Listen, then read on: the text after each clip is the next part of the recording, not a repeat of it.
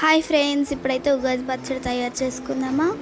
ఉప్పు, చింతపండు, కారం, బెల్లం, అరటిపండు, మామిడికాయ, వేప పువ్వు తీసుకోవాలి.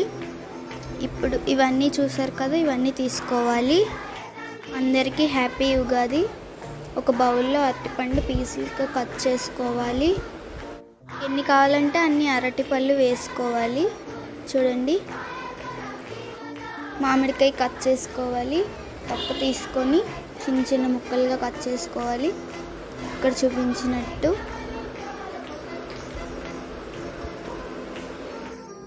ఇప్పుడు కొంచెం కారం వేసుకోవాలి, ఉప్పు వేసుకోవాలి, బెల్లం పౌడర్ వేసుకోవాలి.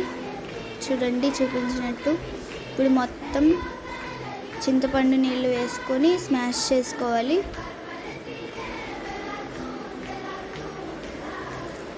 స్మాష్ చేసుకున్న తర్వాత వేప వేసుకొని కలుపుకోవడమే. మీరు ఎలా చేసుకుంటారో కామెంట్ చేయండి. మేమైతే ఇలా చేసుకుంటాము.